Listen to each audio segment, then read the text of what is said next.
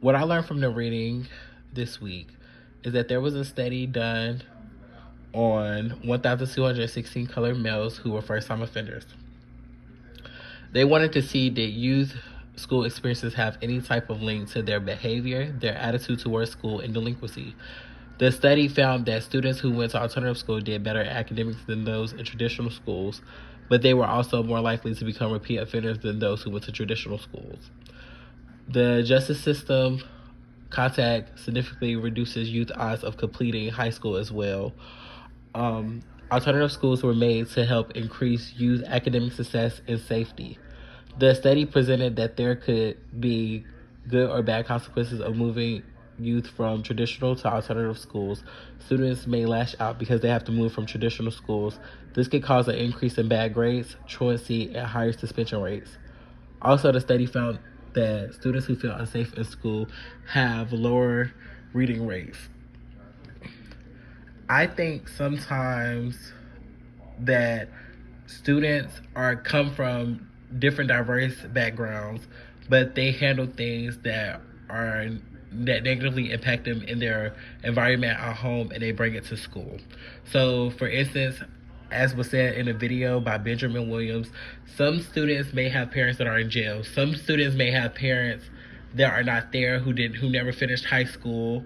Also, they might see their siblings in gangs. They might see their siblings have died from gang violence or from any type of violence inside of their environment.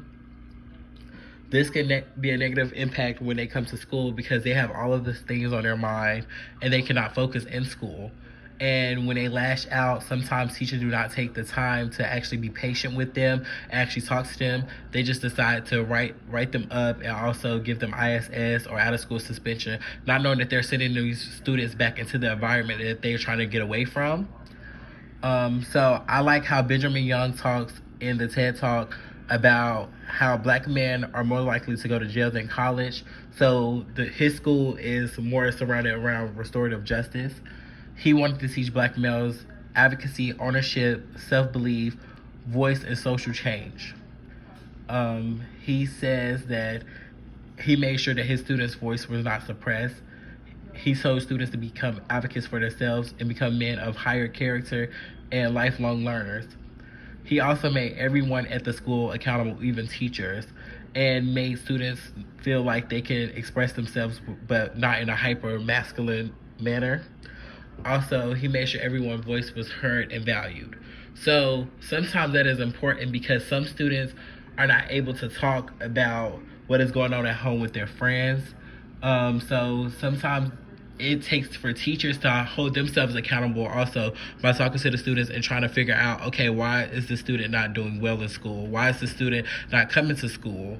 So I feel like everyone in the school should be held accountable, not just the student. I feel like sometimes these students just need care. They just need someone that's going to be patient with them and take time to get to know their story, because not only are they students, but they're also people. So at the end of the day, I feel like different programs should be implemented into schools like that.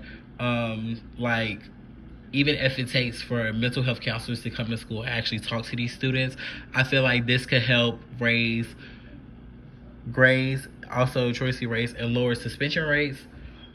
Sometimes students just need someone to just talk to. They just need someone that they know is going to be in their corner at all times and that can help them succeed, but without trying to do it in a detrimental way that's going to break them and make them want to become repeat offenders.